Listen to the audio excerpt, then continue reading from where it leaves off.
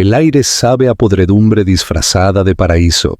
El incienso y la mirra no pueden enmascararlo del todo, esa corriente subyacente de terror que se aferra a las cortinas de seda y a los muros dorados. La luz ámbar se filtra a través de la pesada tela, tiñendo todo con el color de un moretón que se desvanece. Esto no es el esplendor público de las mayores ciudades del imperio. Esto es más profundo, oculto. Un lugar donde los gritos son tragados por piedra y cedro, donde las muchachas desaparecen en pasillos que se retuercen como intestinos, y donde el hombre más poderoso del mundo conocido finalmente se ha quedado sin mundos por conquistar y se ha vuelto hacia adentro, devorando su propia creación. Tiene 14, quizá 15 años, las clavículas lo bastante afiladas como para cortar la tela translúcida que han echado sobre su cuerpo. Las manos de los sirvientes se mueven por su piel, aceite, perfume, preparación. Sus dedos tiemblan, no de frío, de conocimiento. Ha perdido la cuenta de las otras. ¿Era la centésima? ¿La milésima? Los números dejan de significar algo cuando eres ganado marcado para el sacrificio. Pero conoce una verdad con certeza cristalina, una verdad que ha congelado su sangre en algo espeso y lento. El hombre que la espera en la cámara más allá de esos muros no es solo el emperador que gobierna de lindo al Egeo, no es solo la encarnación viviente de lo divino en la tierra. Es su padre. Bienvenidos al imperio persa en su apogeo, donde la riqueza más allá de la imaginación y el poder absoluto no construyeron el paraíso, construyeron el infierno con un rostro hermoso. Esta es la historia de cómo el poder, cuando no se le imponen límites, no eleva el alma humana, la devora. Y comienza con una institución que existió detrás de cada gran trono del mundo antiguo, pero alcanzó su forma más refinada y más aterradora en Persia, el harén imperial. Olvida todo lo que crees saber sobre los harenes a partir de las fantasías de Hollywood. El harén real no trataba del placer, trataba del control. Una máquina masiva y compleja diseñada para transformar seres humanos en instrumentos de poder político. Y como todas las máquinas construidas sin consideración por la humanidad, acabó produciendo algo monstruoso. El emperador heredó más que territorio cuando su padre murió. Heredó un sistema. Cientos de mujeres vivían en las profundidades del harén, hijas de reyes derrotados, enviadas como tratados vivientes, nobles ofrecidas por familias ambiciosas que comerciaban a sus hijas por influencia, bailarinas y músicas coleccionadas como monedas raras, cada mujer catalogada, clasificada, asignada a un papel en una jerarquía implacable. Vestían seda, comían manjares, vivían en habitaciones cubiertas de piedras preciosas, y eran prisioneras, cada una de ellas. La arquitectura misma era un arma. Pasillos interminables que se enroscaban sobre sí mismos, puertas de cedro macizo que solo se abrían desde fuera, jardines interiores donde la luz del sol caía como si fuera racionada por un avaro. No podías entrar sin permiso, no podías salir en absoluto. El espacio físico estaba diseñado para borrar de tu mente el concepto de escape, no mediante barrotes y cadenas, sino mediante belleza y complejidad que hacían que el mundo exterior pareciera un sueño medio recordado. ¿Quién controlaba el acceso a esta jaula dorada? Los eunucos, hombres a los que se les había cercenado quirúrgicamente la posibilidad de familia, de legado, de cualquier lealtad que no fuera hacia el trono. Se convirtieron en los administradores de la carne. Controlaban la información, los horarios, la comida, las joyas, cada detalle de la existencia. Eran escribas, espías, guardianes y, cuando era necesario, verdugos. Su autoridad era absoluta porque su humanidad había sido amputada estratégicamente. Las jóvenes que ingresaban al harén eran sometidas a un minucioso adoctrinamiento. Aprendían las artes de la seducción, ciertamente, pero más importante aún, aprendían la sumisión. Aprendían a leer los estados de ánimo del emperador en la forma de su mandíbula. Aprendían qué sonrisa podía elevarlas a esposas, qué mirada podía significar muerte. La competencia era molecular, cada mujer aliada y enemiga al mismo tiempo. Una palabra susurrada en el momento adecuado podía cambiar tu vida. El gesto equivocado podía terminarla. Era la prisión perfecta porque las cadenas eran invisibles. La celda era hermosa y las reclusas habían aprendido a agradecer a su carcelero. Entonces nacían niños dentro de esos muros. Cuando las concubinas quedaban embarazadas y daban a luz hijas, esas niñas heredaban un destino peor que el de sus madres. Los hijos tenían valor. Eran príncipes, posibles herederos, fichas de negociación en el interminable juego político del imperio. Pero las hijas de concubinas existían en un purgatorio burocrático. Llevaban sangre real pero ningún estatus. A diferencia de las hijas de esposas oficiales, que serían casadas con príncipes extranjeros o nobles poderosos, estas niñas simplemente se retenían, crecían respirando ese aire sofocante. Veían a sus madres realizar infinitos rituales degradantes de competencia. Desde la infancia aprendían que los cuerpos eran mercancías, que la elección era una ilusión, que la resistencia significaba desaparición. Su educación era sistemática, cómo caminar, cómo hablar, cómo usar sus ojos como armas. Pero sobre todo aprendían la verdad fundamental del imperio: tu cuerpo no es tuyo. Pertenece al trono, y el trono es un solo hombre. Ese hombre estaba cambiando. Tras derrotas militares catastróficas contra las ciudades-estado griegas, humillaciones que destrozaron su autoimagen divina, el emperador se retiró de la conquista externa. Si no podía dominar el mundo exterior, se convertiría en un dios dentro de los muros que controlaba absolutamente. El harén se convirtió en su universo entero. Aquí es donde la psicología del poder se pudre. Cuando puedes tener cualquier cosa al instante, la satisfacción se vuelve imposible. Cuando cientos de las mujeres más bellas del mundo se someten a cualquier exigencia, la belleza pierde sentido. La obediencia se vuelve aburrida. El gobernante absoluto deja de buscar placer y comienza a buscar transgresión. Necesita nuevos límites que violar solo para sentir algo, solo para probar que su poder aún significa algo. Los historiadores antiguos, griegos que despreciaban la corte persa, registraron señales de advertencia. El emperador se obsesionó con la esposa de su hermano. Cuando ella lo rechazó, volvió su atención hacia su hija, su propia sobrina. La forzó a su cama mediante la pura atracción gravitacional del poder. Se estaba formando un patrón. Los lazos familiares se disolvían en su mente. Había conquistado naciones, poseído mujeres. Ahora empezaba a ver a los niños, incluso a sus propios hijos, como extensiones de su voluntad, propiedad para ser usada. A medida que sus hijas nacidas en el harén alcanzaban la pubertad, la ambigüedad de su estatus se convertía en sentencia de muerte. No eran enviadas en matrimonio, no eran liberadas, se las mantenía cerca, disponibles, al alcance del hombre que las había creado. Todos lo sabían. Los eunucos lo sabían, los sirvientes lo sabían, las madres lo sabían y sentían sus almas resquebrajarse de horror. Pero en el harén, el silencio era la única estrategia de supervivencia. Hablar significaba desaparecer. La máquina protegía los secretos de su amo con una eficiencia despiadada. La transgresión ya no era teórica, se estaba volviendo práctica.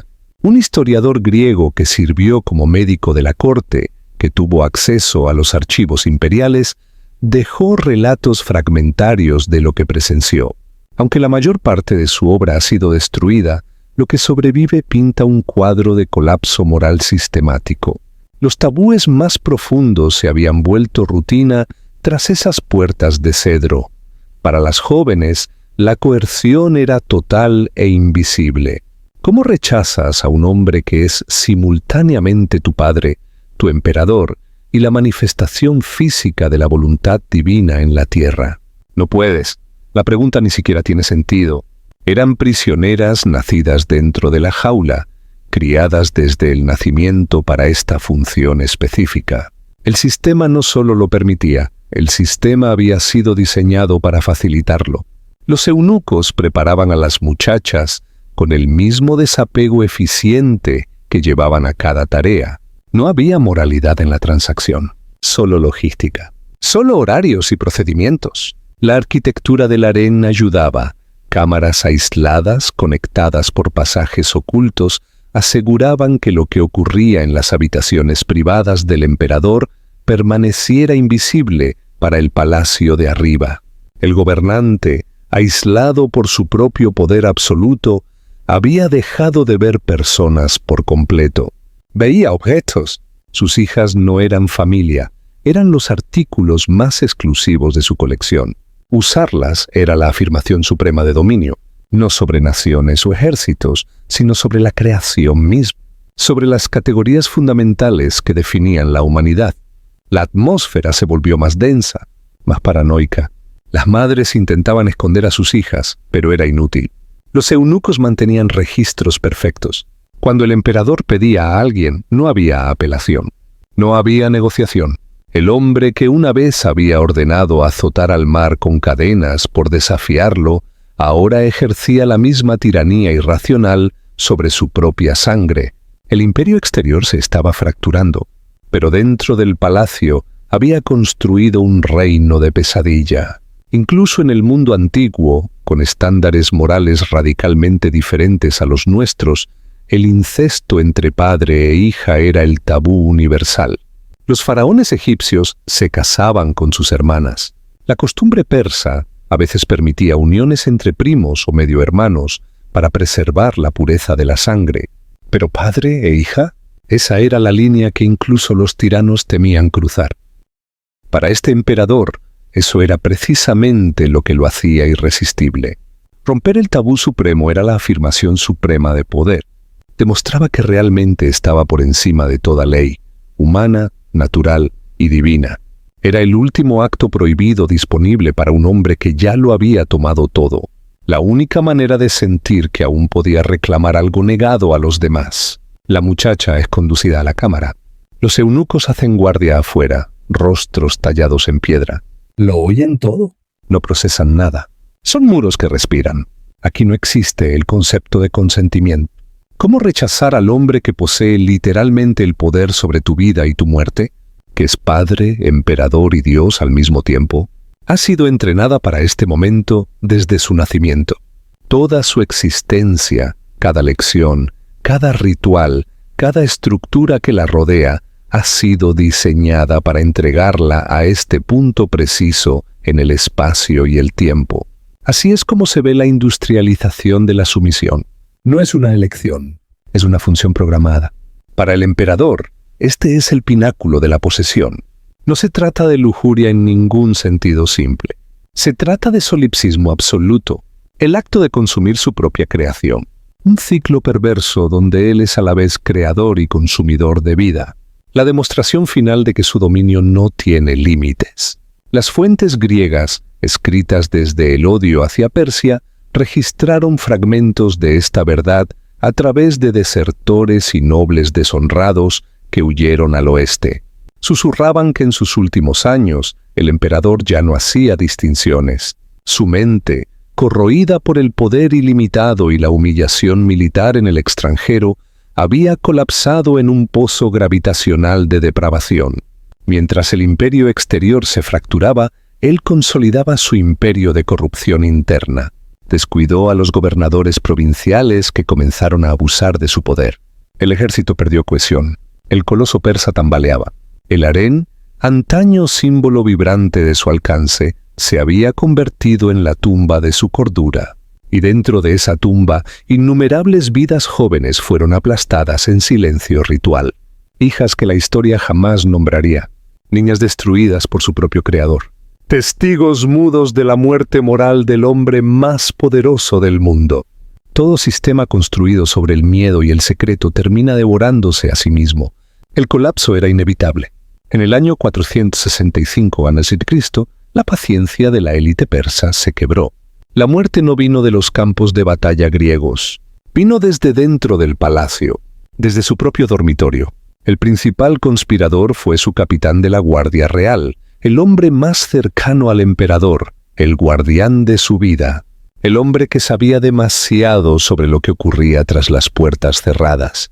Actuó con la ayuda de un eunuco de alto rango, uno de los administradores que había gestionado la misma depravación que el emperador había cultivado.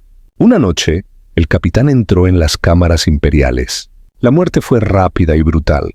El hombre que se creía divino, que había violado toda ley natural, murió bajo la espada de su propio sirviente. El silencio del harén se rompió. Gritos, choque de metales, sangre manchando alfombras invaluables.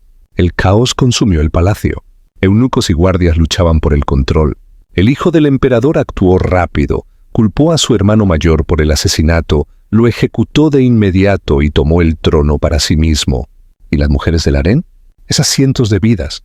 Cuando su dios cayó, sus sacrificios fueron abandonados entre los escombros. No fueron liberadas, simplemente fueron transferidas, de propiedad de un rey muerto a propiedad del siguiente. Para esas hijas destrozadas no hubo justicia, ni liberación. La muerte de su abusador fue solo el inicio de un nuevo ciclo bajo un nuevo amo. La máquina del harén siguió funcionando, perfectamente intacta. ¿Qué dejó el emperador atrás? No un imperio más fuerte. Dejó un imperio humillado por los griegos, un imperio que había alcanzado su cima y comenzado su declive irreversible. La magnificencia arquitectónica de sus grandes ciudades era ahora una cáscara vacía, un bello exterior que ocultaba podredumbre interna. Pero su legado más aterrador no fueron los edificios, fue la maldición del poder absoluto en sí. La verdadera maldición del harén era sistémica. Estaba diseñado para despojar a un grupo de personas, las mujeres, de su humanidad mientras otorgaba poder divino a un solo hombre. Y dentro de ese sistema, la tragedia no era un accidente, era una certeza matemática. El poder absoluto es una enfermedad hereditaria. Se transmite de gobernante a gobernante, corroyendo a cada generación. La historia la escriben los vencedores. Registra el nombre del emperador. Registra el nombre de su hijo. Registra al conquistador que finalmente redujo las grandes ciudades a cenizas, pero la historia no registra el nombre de una sola de las hijas del emperador nacidas en el harén. Permanecen sin nombre por siempre, fantasmas en los archivos, estadísticas silenciosas que documentan el verdadero costo del poder. Su existencia sobrevive solo como susurros grotescos en textos escritos por enemigos, un recordatorio de que los crímenes más horribles no siempre ocurren en los campos de batalla. Ocurren en cámaras selladas, protegidas por el silencio y la complicidad de sistemas enteros. Esto no es solo un capítulo oscuro de la historia antigua, muerto y enterrado hace 2500 años. Es una advertencia eterna sobre el poder sin rendición de cuentas. Los muros de piedra de aquellos palacios antiguos han caído, pero los harenes invisibles se construyen constantemente a nuestro alrededor. Donde quiera que el poder se concentre absolutamente, donde quiera que se niegue la transparencia, donde quiera que los seres humanos sean despojados de su humanidad y tratados como propiedad. La historia oficial la escriben los gobernantes. Solo sabemos lo que ellos querían que supiéramos. La verdad de las víctimas, los secretos de las cámaras selladas, casi siempre permanecen enterrados.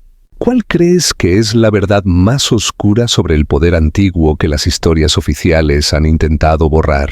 ¿Qué otros crímenes se esconden bajo el polvo dorado de los palacios, esperando ser desenterrados? Deja tus pensamientos abajo, porque la historia no fue escrita por sus víctimas, pero es nuestra responsabilidad encontrar sus voces.